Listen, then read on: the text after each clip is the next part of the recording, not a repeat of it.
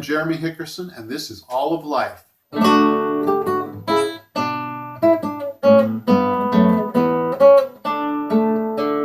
I bought this guitar with the expectation of repairing it and selling it for maybe a slight profit so I could get paid for the repair. Maybe a couple $100, maybe $100 profit, maybe 200. This is an Amalio Burguet Flamenco guitar that just came in, looking rather worse for the wear.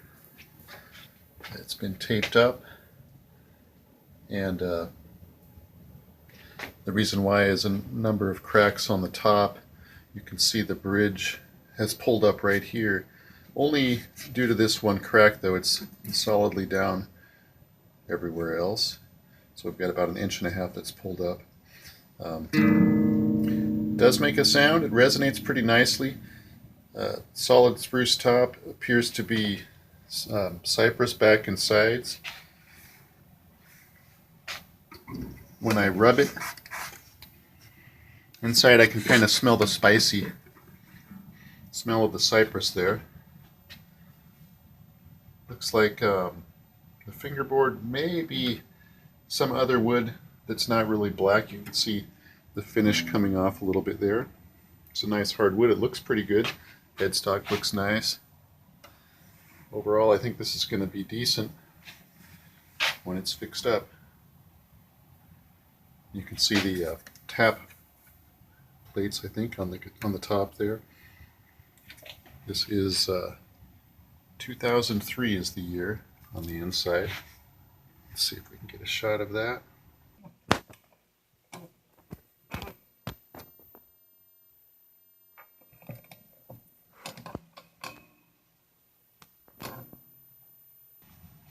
Stay tuned.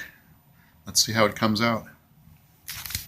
There's another thing that I didn't point out before, but I had noticed. It looks like the one of these cracks has lifted the top off where it connects to the side here. One thing I didn't notice, but I'm noticing now, is there appears to be maybe about a 1/2 inch divot missing from the top right here that's been taped over. That's not good. We'll have to see what we can do. It's going to show even if we replace the wood, but that's about all you can do. So that was a surprise, and a nasty surprise. All right. And the guitar has no saddle. I knew about that. That's not hard to fix. The action looks pretty good, though. You can see the string height, and it does have a saddle. And being the fact that it's a flamenco, the saddle will be very low anyway. It's about right. Perhaps a little high. I think it's definitely playable. We'll just have the saddle just peek over the bridge top right there. That should be okay. Okay, I've got the tape off, and as you can see, some of the top is actually missing, and that's not, unfortunately, even though it's possible to attach a piece, because there's enough there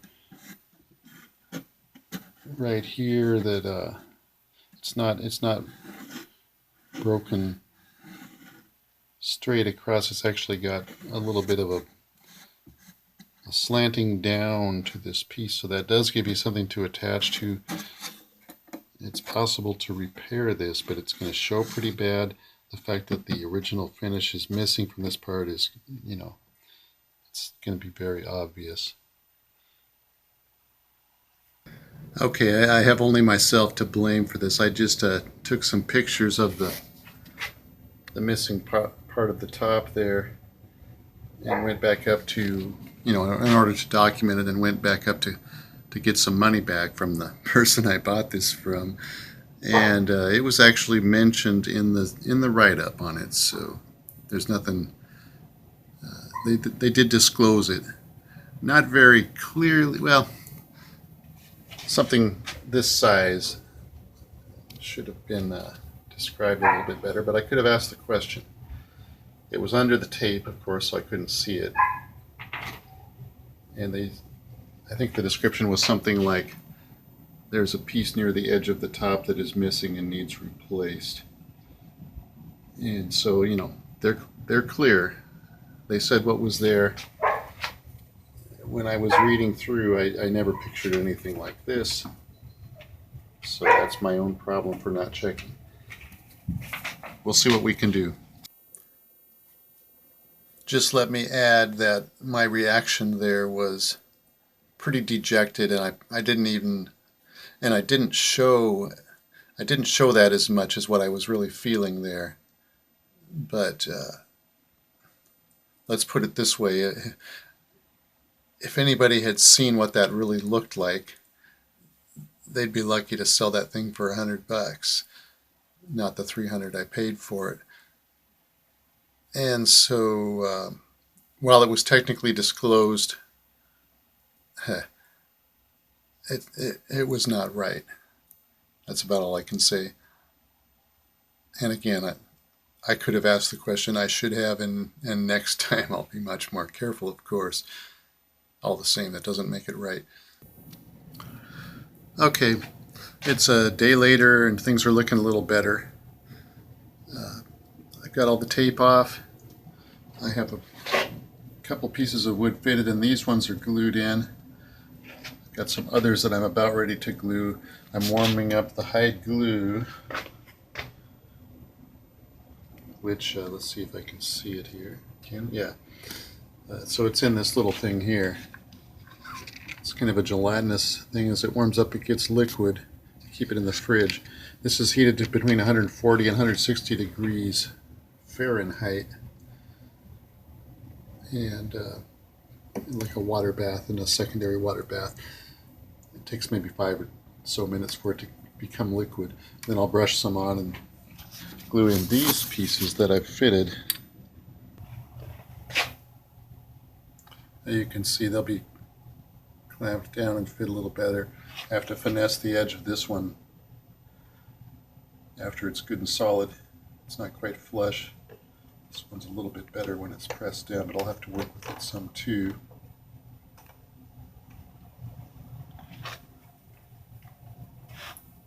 Have to glue that crack, that crack, that crack, that crack. These are already glued and need to be maybe added a little more glue to the crack. I've got it around the edges.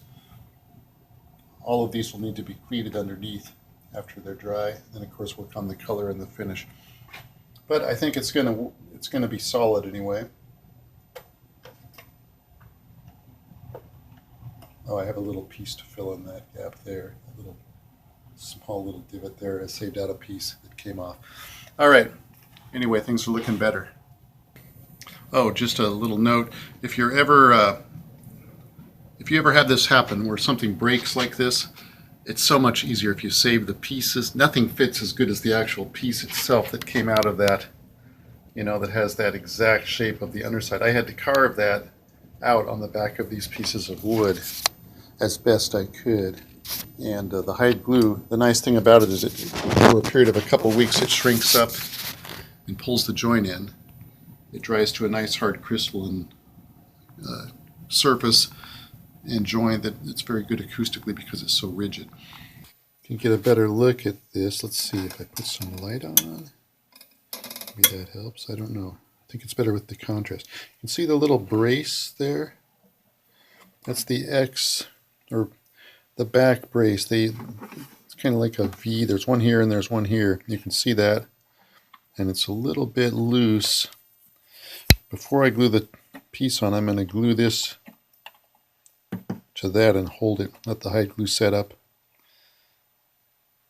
for a minute or two, and it should hold. And then I'll glue the piece on. Glued. Everything all clamped up, the bridge glued down, the clamps, the cracks glued, hopefully leveled with that board there. Well, this is a couple days later now. Finally starting to look like it might work.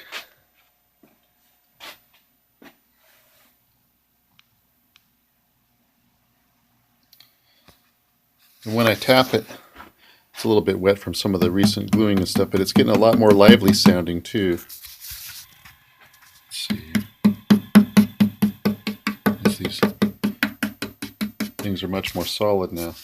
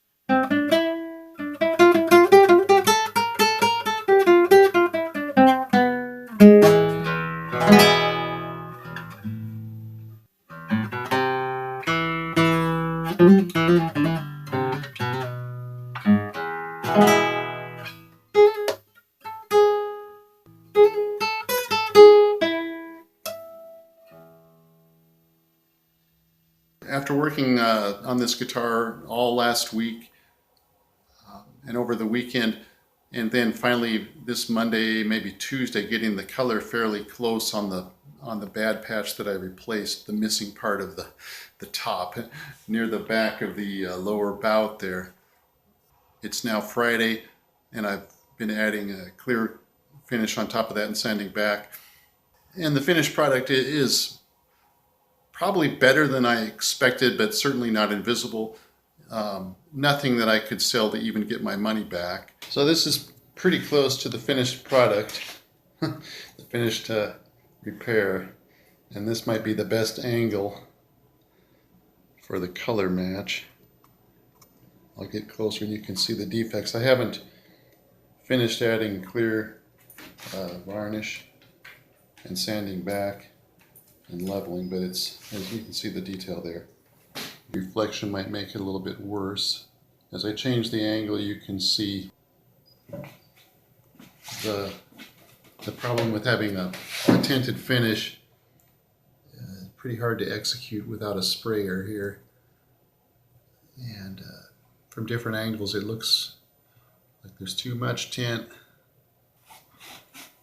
But anyway, I knew as soon as I saw that hole that I'd be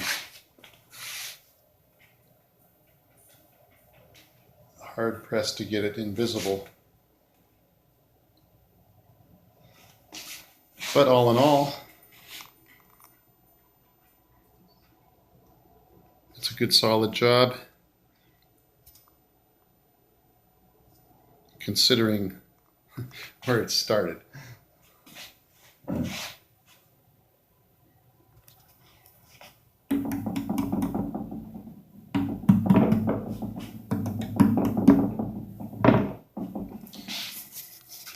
Show you some of the rest of the guitar here.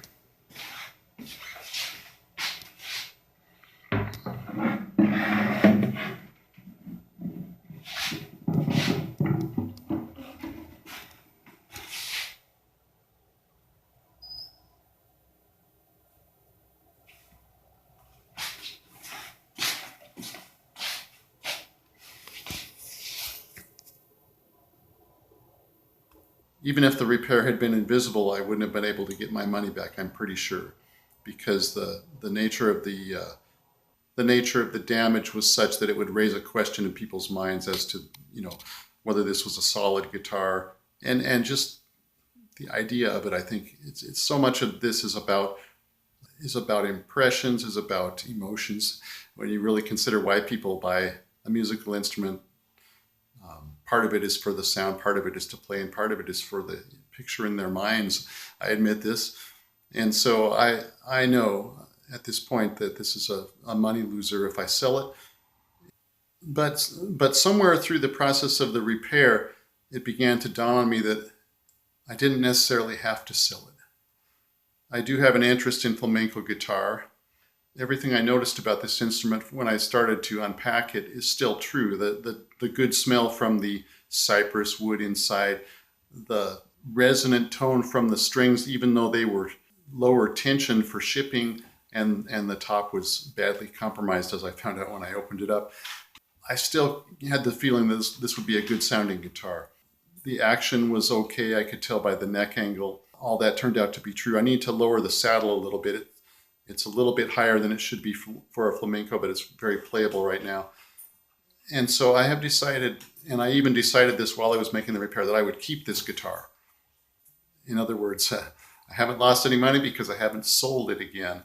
But the other thing is it has great value to me, partly because of the work I put into it, and partly because it's a good sounding instrument, as you will hear. It's definitely something I can use. And in spite of the fact that I have quite a number of guitars, this is a type of guitar that I don't have, a flamenco guitar. I'm going to put a link below in the video description to Brian Burns. He's a luthier that builds both kinds of guitars, and he contrasts a classical guitar to a flamenco guitar, and what are the differences. And he points this out. And this guitar has those characteristics of the flamenco. It's punchy, it's more trebly. You can hear in the clip where I'm playing, you can hear the rhythms more clearly because the notes don't sustain too much. It's more of a punchy sound, and that's exactly what you want. So this will be a good instrument for me to start exploring this new genre of music, which I really have not done much in at all, as you'll be able to tell from my playing, where I'm kind of just faking my way to try to sound like what I heard in the Brian Burns video. And I certainly haven't even gotten an approximation of the tapping yet, which is so vital to this sound. And so I titled this video, "The Guitar That Shouldn't Have Been Repaired." It's very clear that this, from a business standpoint, was a mistake. This repair should never have been undertaken if you're simply trying to turn a profit. However, when I have a guitar like this, I have to try to make it right. That's just within me. There's something about being a musician and working on guitars, having built several guitars. I can't let it stay in that damaged state. Now, I never would have bought it if I'd known how bad that damage was. This was, something that I would not have chosen to undertake. But once I had it, I knew I was going to fix it. And if you think about it, consider what a musical instrument, the spirit of the instrument, the intangible elements. What is it that it can give back to the musician? And I'm just maybe talking mumbo jumbo here, but those of us who play can understand this, I think. There's a certain mojo to something that's got a history to it, that bears the marks of the world, the wounds of time. I mean, look at Willie Nelson's guitar. It would almost be wrong, especially for a flamenco guitar, to be clean and shiny. So this one is definitely not clean and shiny, and I think it's got a spirit that will fit well with the way I want to use it. Thank you for watching.